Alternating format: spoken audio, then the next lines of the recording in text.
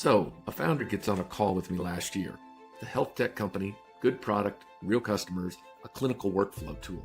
And about 90 seconds in, he says, Dan, we've spent about 80 grand on Outbound in the last year, and I have nothing to show for it. I said, okay, walk me through it. 3 agencies. 3. First one, 6 months, 12 grand a month. Booked meetings, but the wrong people. Office managers when he needed the compliance officer and the CMO. Second one, cheaper, $5,000 a month. Burned his sending domain so badly his own sales team couldn't get email delivered to prospects they already knew. Third one was still running when we talked. And here's the part that got me. He wasn't even angry at the agencies. He was angry at himself. He kept saying, I don't know what I did wrong. Look, he didn't do anything wrong except one thing. He bought activity when what he was missing was architecture. Seriously, don't do that.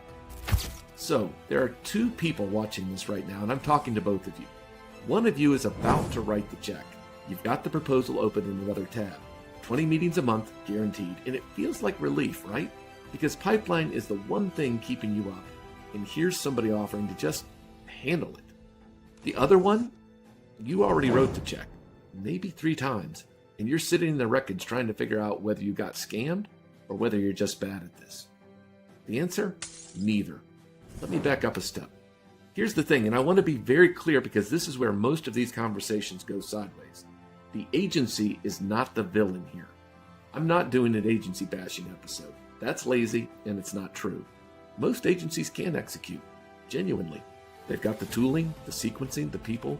What almost none of them can do is supply architecture the client never had. And here's the part nobody ever says out loud. Most of them were never asked to. You didn't hire them to define your ICP. You hired them to send email. Same reason a first sales hire fails. Jason Lemkin's been saying it for years. You've probably seen the stat. 70% of first-time SaaS VP of Sales don't make 12 months. Not because they're bad, because they got dropped into a motion that didn't exist. No documented ICP, no message market fit, no process. The agency fails for the exact same structural reason. It's not a vendor problem, it's a physics problem. Does that make sense? So let me give you a composite story. This isn't one company. It's the same story, though, that I've seen play out maybe 40 times. Health tech, fintech, insurtech, it doesn't really matter. Companies got real traction. 2-3 million in revenue. Founder closed most of it personally and closed it well. That's the thing people forget. They earned that revenue. The market story is in their head and they tell it better than anybody. But then growth flattens and nobody can name why. So they do the logical thing. They go out and buy pipeline. 9 to 12 months, 50 to 100 grand across 2 or 3 agencies. And what comes back is meetings with the wrong people. Not no meetings. That would have been clearer. You get meetings, but with a director of ops who's genuinely interested and has 0 budget authority in a market where the compliance officer can kill your deal in a single email. Sales team chases it, forecast fills up with ghost, everybody's busy. So here's the part I want you to sit with. 12 months in, they call me and I ask one question. I say, what did you give them on day 1? And then there's this awkward pause. A list is normally what they answer. That's what they give them. Names, emails, and a 1-page overview of the product. So I go find the agency's onboarding doc because most of them have one and it's usually pretty good. 12 questions. Who's your ICP? What's your qualification criteria? Who else is in the room on the deal? What's the message for each of them? These folks had answered all 12, and every single answer was a guess. Competent, articulate, completely unvalidated guesses. Because nobody in that company had ever done the work to know. Let that land. The agency didn't ignore the strategy. The agency asked for the strategy, got a guess, and then executed the guess at a volume for a year. That's not a vendor failure. That's $100,000 spent amplifying an assumption nobody had ever tested. Money bought activity, not architecture. Seriously, don't do that. So let's talk why this fails so particularly, because it's not mysterious. Forrester's numbers, about 22 people touch a B2B purchase before somebody signs it. 22. Now, think about what an agency typically is working with. A list, names and emails, 1 contact per account, maybe 2. That's not underperforming your motion. That's a completely different motion and a much worse one. For instance, in health tech, you've got the clinical champion, who's the CMO. You've got IT security, You've got compliance officer, you've got procurement, you've got finance. 6 or 8 distinct people with 6 or 8 distinct fears. Compliance isn't a slower version of your champion. Compliance is a different buyer with a different question. So is legal, so is finance. Nobody sequences those from a contact list. Martel published data in April of this year, pulled from Mailshake. Only about 5% of all senders personalize every email. That's 95% who don't. Roughly a 5% reply rate. The 5% who do, 18% and up. Now, everybody hears that and thinks, okay, personalize more. No, look at what's actually underneath it. You cannot personalize at the role level if you don't know the roles. The spread isn't a channel problem, it's architecture. And here's the one that should scare you.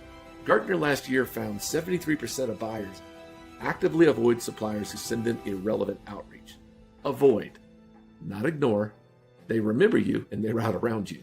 So the bad motion doesn't just fail to produce sales-focused conversations. It burns the asset you're going to need when you finally build the things right. Same with your domain. Sales Captain put out a piece in November. You stay under a 2% bounce rate or you start eating reputation damage and vendor blocks. And I've watched founders discover this the hard way, where their own outbound is dead and their AEs can't reach warm accounts because a vendor was spraying a list nobody validated.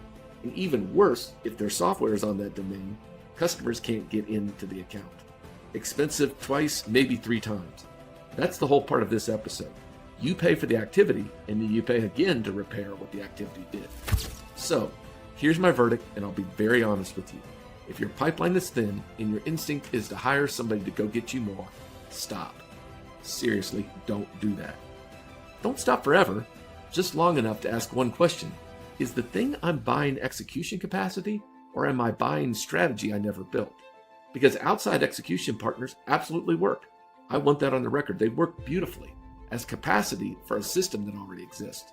They do not work as a substitute for architecture that doesn't. And most of the time, nobody in the room has said which one is being purchased. If you don't know the target you're shooting at, then everything's a target. Seriously, don't do that. So, you just heard me take apart what happens when you hire someone to go get you conversations before you've built the motion they're supposed to run. So here's the version I keep seeing. Founder signs the deal, 9 months, call it 80 grand. What comes back is a spreadsheet full of activity and a sending domain that's been beaten up. And the vendor wasn't the villain here. They got dropped into a motion that didn't exist. Same way a first sales hire fails. If you don't know the target you're shooting at, then everything's a target. That's why Greater Gain Group built the BUILT method. Buyer clarity, unified outreach, install the engine, leverage AI, transfer it to your team.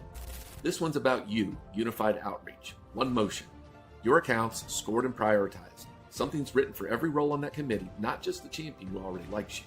A sequence with names on it. Build that, and an outside partner becomes capacity instead of a gamble. Seriously, don't rent the motion. Own it. Greater Gain Group. Get started today at greatergaingroup.com. Do that. So, let me give you something you can actually run today. Nobody's help, no vendor, 5 questions, and you know your answers on every one of them in about 20 minutes. I've coached basketball for a long time, and you can absolutely go out and hire an assistant to run a drill. Great use of a coach. What nobody can do for you, though, is know exactly what type of strategy and game you're playing in. That's the split. Hold on to that. 1. Can you name the 3 to 5 segments you win in? And I mean from closed-won data, not from a whiteboard. Pull the last 20 deals, real one, what's the pattern? If your answer is aspirational, it's not an answer. 2. Can you name the roughly 8 roles on a typical buying committee in your market? And the specific fear each one carries. Not the title, the fear. The CFO is afraid of wasting budget. Your champion is afraid of looking foolish for backing you. Security is afraid of a breach. They may be afraid of a beach too, because I haven't seen too many security people with fierce hands. Compliance is afraid of a finding. Different fears, different proof, different message. Write them out. 3. Do you have a written qualification standard that separates a real opportunity from an interested conversation? And would 2 people on your team apply it the same way? That second half is the test. Written down or it doesn't exist. 4. Is there a documented sequence? Day 1, day 3, day 7? What happens and who does it? If it lives in somebody's head, an outside partner can't execute it. They'll invent their own, and theirs will be generic because it has to be. 5. Can you point to where a response goes and what happens next? Somebody replies, tell me more on a Tuesday. Where does it land? Who owns it? What's the next motion? I've seen six-figure programs where the answer was a shared inbox that nobody checked.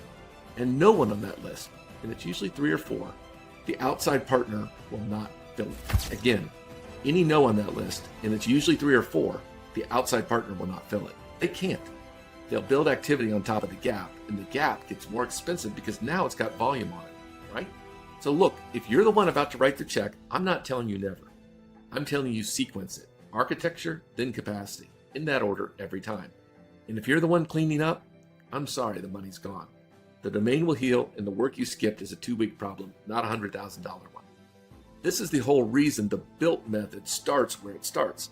Buyer clarity first, before outreach, before install, before anybody spends $1 on volume.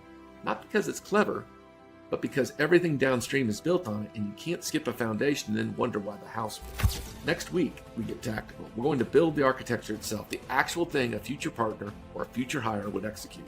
Segments, roles, messages, sequence. The stuff you hand somebody. All right, my friends, that's enough for today's episode. Regardless, let's keep our conversation.